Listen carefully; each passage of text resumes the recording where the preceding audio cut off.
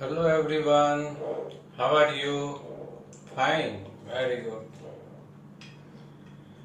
Last lecture માં ગૌસનો નિયમ અને ગૌસના નિયમનું ગાણિતિક સ્વરૂપ બંધ પૃષ્ઠ સાથે સંકળાયેલું વિદ્યુત flux phi is equal to બંધ પૃષ્ઠ વડે ઘેરાતો કુલ વિદ્યુત ભાર અને એપ્સાઇલોન નોટ ના ગુણોત્તર બરાબર હોય છે. ગૌસના નિયમના નોંધપાત્ર 5 મુદ્દાઓ. એમાં પાંચમો પોઈન્ટ હતો કે ગૌસના નિયમ દ્વારા સંમિત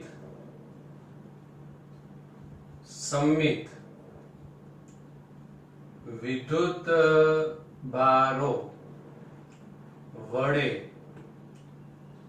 ઉદ્ભવતા વિદ્યુત ક્ષેત્રો શોધી શકાય છે. સંમિત વિદ્યુત ભારો વડે ઉદ્ભવતા વિદ્યુત ક્ષેત્રો શોધી શકાય છે. તો ચેપ્ટર 1 ની લાસ્ટ 3 થિયરી એટલે ગૌસના નિયમની એપ્લિકેશન.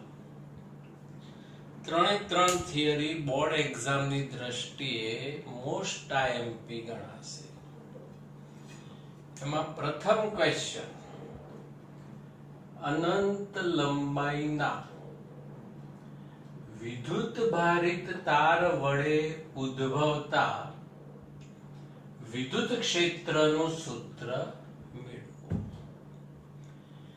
અનંત લંબાઈના વિદ્યુત ભારિત તારના વિદ્યુત ક્ષેત્રનું સૂત્ર મેળવો.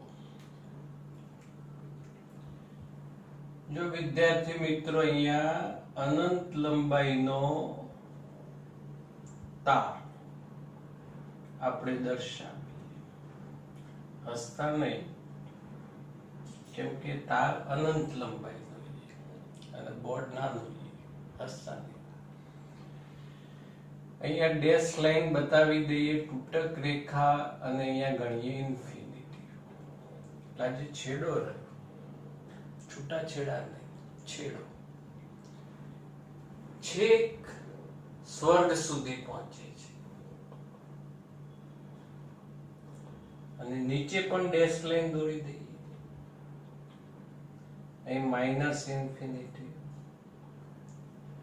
એટલે આ છેડો રહ્યો એ પાતાળ લોક સુધી જાય છે. એટલે અનંત લંબાઈનો તાર. હવે તાર પર વિદ્યુત ભાર વિચારીએ. વિદ્યુત ભાર, ઋણ વિદ્યુત ભાર પણ લઈ શકાય. ફેર એટલો આવશે, ધનનું ક્ષેત્ર બહાર આવશે, ઋણનું ક્ષેત્ર અંદરની તરફ. ઋણ પણ લઈ શકાય. આનું જે વિદ્યુત ક્ષેત્ર રહે આ રીતે બહારની તરફ આવશે, કેમ કે ધન વિદ્યુત ભાર છે. વિદ્યુત ક્ષેત્ર આ રીતે બહારની તરફ. અને જો ઋણ વિદ્યુત ભાર હોત તો વિદ્યુત ક્ષેત્ર કઈ તરફ આવે? અંદરની તરફ આવત. હવે આના વિદ્યુત ક્ષેત્રનું સૂત્ર વ્યાખ્યાયિત કરવું. તમને એમ થાય કે સાહેબ પેલું સૂત્ર વાપરી દો ને, kq/r². એટલે kq/r² સૂત્ર તો બિંદુવત વિદ્યુત ભાર માટે.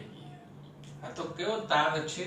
અનંત લંબાઈનો, છેક ઉપર સ્વર્ગ સુધી, ભગવાન સુધી પહોંચે છે. હવે આનું વિદ્યુત ક્ષેત્ર કેવી રીતે શોધવું? તો અહીંયા આર અંતરે આ કોઈ બિંદુ પાસે વિદ્યુત ક્ષેત્ર આપણે શોધવું છે. હવે જે તે બિંદુ વિદ્યુત ક્ષેત્ર શોધવા માટે આપણે એક બંધ પૃષ્ઠ ધારવું પડશે. જેને ગૌસિયન પૃષ્ઠ કહીશું. આપણે તો અવગણી ગયા છે કે ગૌસિયન પૃષ્ઠ કોઈ પણ આકાર અને સાઈઝનું હોય.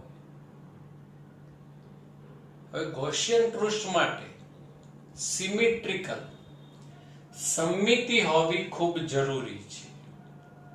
સિમેટ્રિકલ સમમિતિ એટલે અહીંયા આ બાજુ પણ એટલા ને એટલા જ અંતર એક બીજું બિંદુ લેવું પડે. સિમેટ્રિકલી સમમિતિ. અને આ સમમિતિના આધારે અહીંયા આ રીતે એક બંધ પૃષ્ઠ વિચારી શકાય.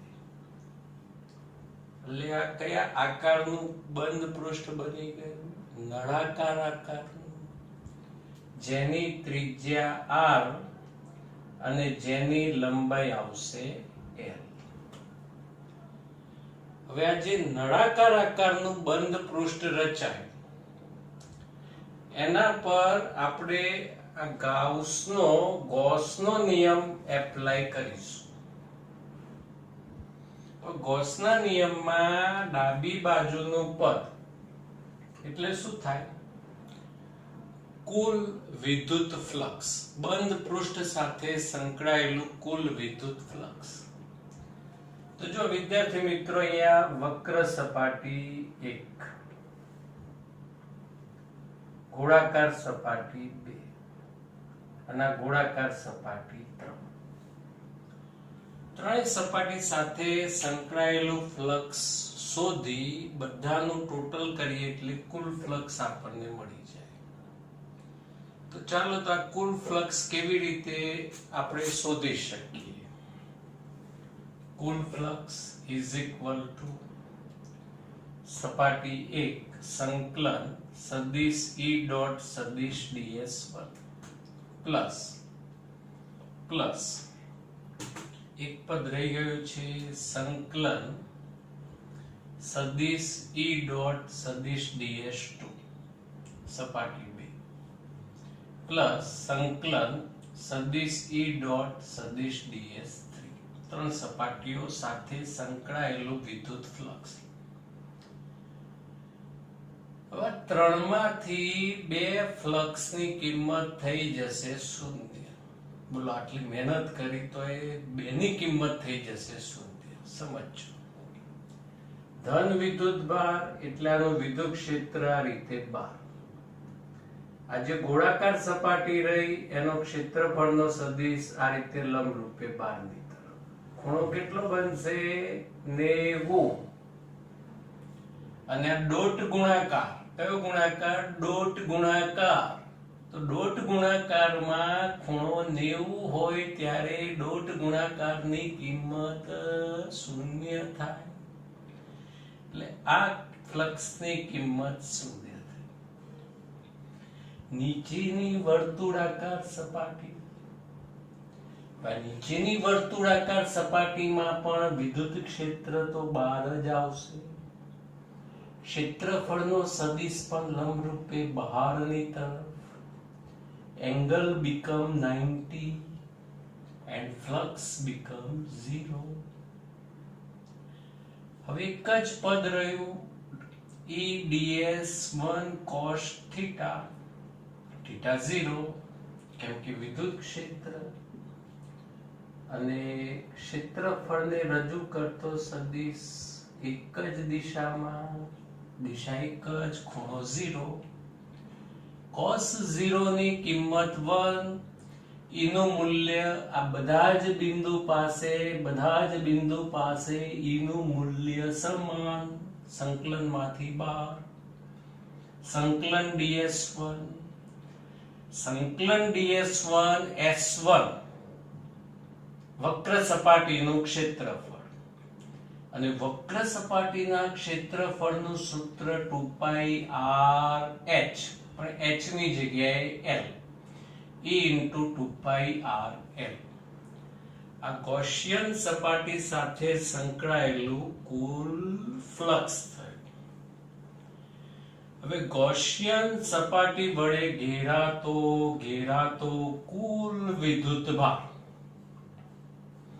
એટલે આટલા જ ભાગની અંદર રહેલો વિદ્યુતભાર તમને શોધશો.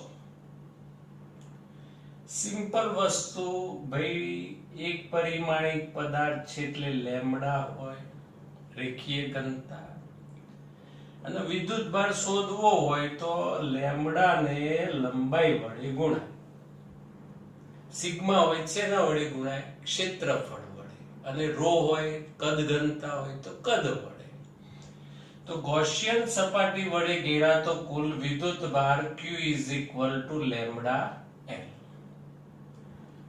ગૌસના નિયમ અનુસાર કુલ ફ્લક્સ = Q/ε0. અહીંયા E × 2πRL = λL/ε0. L cut, 2πr નીચે. 2πr નીચે જાય પણ 2π ના r જોડે ફાવતું નથી. એટલે અહીંયા λ/2πε0 ના રહેશે અલગ × 1/r. અને સદિશ સ્વરૂપે સૂત્ર લખીએ તો સદિશ E = λ/2πε0 × 1/r r કેપ લખી શકાય. r કેપ નો અર્થ થાય ધન વિદ્યુતભાર હોય તો વિદ્યુત ક્ષેત્ર ત્રિજ્યાવર્તી બહારની તરફ, અને જો ઋણ વિદ્યુતભાર હોય તો વિદ્યુત ક્ષેત્ર ત્રિજ્યાવર્તી અંદરની તરફનો એકમ સદિશ ગણી શકાય. સાથે સાથે એક બીજું સૂત્ર પણ યાદ રાખજો, સાબિત કરેલો સૂત્ર. અંશ અને છેદને 2 વડે ગુણી દઈએ એટલે /4πε0 એના બરાબર લખાય કે એટલે 2k λ/r. એટલે E ચલે છે 1/r. એટલે તારના વિદ્યુત ક્ષેત્રનો અંતર સાથેનો સંબંધ થાય E ચલે છે 1/r. અને વિદ્યુત ક્ષેત્ર અને અંતરનો આલેખ આપ લોગ જાણો છો કે આ રીતે સંબંધ વ્યસ્ત પ્રમાણતાનો હોય તો આલેખ હંમેશા અતિવલય આવે. જે શરૂઆતના થિયરિકલ સ્ટેપ રહ્યા વિદ્યાર્થી મિત્રો, આ રીતે તમે યાદ રાખશો. પ્રથમ સ્ટેપ, સમાન રેખીય વિદ્યુતભાર ઘનતા લેમ્ડા ધરાવતા એક અનંત લંબાઈના પાતળા સીધા તારનો વિચાર કરો. રેખીય ઘનતા શબ્દ યાદ રાખો. આકૃતિમાં સમાન રેખીય વિદ્યુતભાર ઘનતા લેમ્ડા ધરાવતા અનંત લંબાઈના પાતળા સીધા તારનો વિચાર કરો. સમમિતિ પરથી કહી શકાય છે કે તારનું વિદ્યુત ક્ષેત્ર ત્રિજ્યાવર્તી બહારની તરફ હોય. ધન હોય તો બહાર, ઋણ હોય તો અંદરની તરફ. એટલે અહીંયા જો આપણે આ રીતે બધી બાજુ વિદ્યુત ક્ષેત્ર બહારની તરફ વિચારીએ તો વિદ્યુત ક્ષેત્ર શેના જેવું થયું? આપણી સાયકલના ટાયરના સ્પોક જેમ હોય એમ વિદ્યુત ક્ષેત્ર ત્રિજ્યાવર્તી બહારની તરફ હોય છે. અને તારથી ઇક્વલ સમાન અંતરે વિદ્યુત ક્ષેત્રનું મૂલ્ય સમાન હોય છે. આ તારથી સમાન અંતરે રહેલા બધા જ બિંદુએ વિદ્યુત ક્ષેત્રનું મૂલ્ય સમાન હોય છે. હવે તારથી r અંતરે વિદ્યુત ક્ષેત્ર શોધવા માટે r ત્રિજ્યા અને l લંબાઈનું નળાકારીય ગૌસિયન સપાટી વિચારતા, જેની વક્ર સપાટી S1 અને વર્તુળાકાર સપાટી S2 અને S3 છે. કુલ ફ્લક્સ શોધી કાઢો. હમણાં જ સમજ્યા. ઘેરાતો કુલ વિદ્યુતભાર, ગૌસના નિયમમાં કિંમત મૂકો અને સૂત્ર તૈયાર થાય. E = λ/2πε0 × 1/r. અને બીજું સૂત્ર યાદ રાખવાનું, E = 2k λ/r. Next question પણ આઈએમપી છે. ક્વેશ્ચન વાંચજો શું લખ્યું કે અનંત વિસ્તારના વિદ્યુત ભારિત સમતલ વડે ઉદ્ભવતા વિદ્યુત ક્ષેત્રનું સમીકરણ વ્યાખ્યાયિત કરો. તારની જગ્યાએ વિદ્યાર્થી મિત્રો વિદ્યુત ભારિત સમતલ જોઈ શકો છો. આ સમતલ વિદ્યુત ભારિત સમતલ અનંત વિસ્તાર. તો આ સમતલ ધારો કે આ બાજુ છે બોમ્બે સુધી અને આ બાજુ ધારો કે છે આ બાજુ પાકિસ્તાન સુધીનું સમતલ. આવું સમતલ ક્લાસમાં દોરવું, ઘરમાં દોરવું શક્ય નથી. એટલે આ સમતલનો થોડોક ભાગ આ રીતે વિચારીએ. વિદ્યુત ભારિત સમતલ. અને થિયરી સમજવા માટે આ બી ઇનફ નથી. એટલે અહીંયા આ રીતે વિદ્યુત ભારિત સમતલનો એક થોડોક ભાગ આપણે દર્શાવીએ. હવે આના પર વિદ્યુત ભાર દર્શાવી દઈએ. ધારો કે ધન વિદ્યુત ભાર છે. કયો વિદ્યુત ભાર છે? ધન. ઋણ પણ લઈ શકાય. અને ધન વિદ્યુત ભાર હોવાથી આનું વિદ્યુત ક્ષેત્ર બહારની તરફ હોય છે. આ બાજુ જમણી બાજુ આવશે અને આ બાજુ આવશે ડાબી બાજુ. જો આપણે આ રીતે સમતલ વિચારીએ તો આ વિદ્યુત ભારનું વિદ્યુત ક્ષેત્ર જમણી બાજુ અને આ બાજુના વિદ્યુત ભારનું વિદ્યુત ક્ષેત્ર ડાબી બાજુ બહારની તરફ આવશે. થોડાક વધારે ક્ષેત્ર સદિશો વિદ્યુત ક્ષેત્ર રેખાઓ દોરી દઈએ. વિદ્યુત ક્ષેત્ર બહારની તરફ, વિદ્યુત ક્ષેત્ર બહારની તરફ.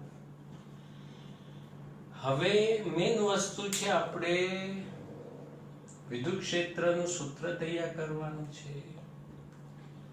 તો ધારો કે અહીંયા વિદ્યુત ક્ષેત્ર આપણે શોધવું છે. સમતલથી r અંતરે વિદ્યુત ક્ષેત્ર શોધવું છે. કઈ બાજુ બિંદુ લીધું? જમણી બાજુ. એટલે અહીંયા જમણી બાજુ બિંદુ લીધું એટલે ડાબી બાજુને લાગી ગયું ખોટું. એ સાહેબ આમાં ડાબી બાજુ બી વિદ્યુત ક્ષેત્ર તો છે, તમે કેમ જમણી બાજુ બિંદુ લીધું? તો ડાબી બાજુ રીસાઈ ગઈ અને હવે રીસાઈ નહીં એના માટે એટલા ને એટલા જ અંતરે ત્યાં પણ એક બીજું બિંદુ આપણે વિચારી લઈએ. આ બંને બિંદુના સમતલથી અંતર સરખા છે એટલે વિદ્યુત ક્ષેત્રનું મૂલ્ય સરખું આવશે. દિશા પરસ્પર વિરુદ્ધ આવશે. વન રાઈટ સાઈડ, અહીંયા લેફ્ટ સાઈડ. હવે ગૌસનો નિયમ ઉપયોગમાં લેવાનો એટલે ગૌસિયન સપાટી વિચારવી પડે. ગૌસિયન સપાટીનો આકાર અને સાઈઝ તો કોઈ પણ હોય. અહીં નળાકાર આકાર લઈ શકાય. ઓલ્ડ સિલેબસમાં આપણે અહીં નળાકાર ગૌસિયન સપાટી જ હતી, પણ એનસીઈઆરટી ના લેખકોએ લંબઘન વિચાર્યો છે. તો જો વિદ્યાર્થી મિત્રો કેવી રીતે ભૂમિતિ દોરાય ધ્યાન રાખજો. પહેલા તો આ રીતે આપણે લંબચોરસ દોરી દઈશું. આ રીતે લંબચોરસ દોરી દેવાનું. પછી લંબઘન 3D માં હોય એટલે આ રીતે ત્રિપરિમાણમાં ભૂમિતિ તૈયાર થઈ જાય. આપણી 3 ડાયમેન્શનમાં ભૂમિતિ. ખ્યાલ આવી ગયો? તો સમતલ થી બંને બાજુ સમાન લંબાઈનો લંબઘન વિચારતા.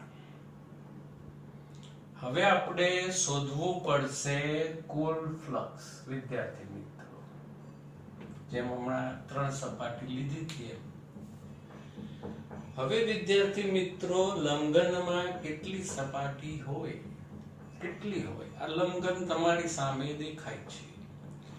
1 2 3 4 5 અને 6. કેટલી સપાટી? 6 સપાટી. તો અહીંયા સપાટી 1, સપાટી 2, 3 4 5 અને બેક સાઈડ 6 સપાટી. આટલી બધી મહેનત કરી 6 સપાટી સમજ્યા, પણ ફક્ત 2 જ સપાટી સાથે ફ્લક્સ સંકળાયેલું મળશે. બાકીની સપાટીઓ સાથે સંકળાયેલું ફ્લક્સ બાળકો શૂન્ય થશે. સમજીશું કઈ રીતે?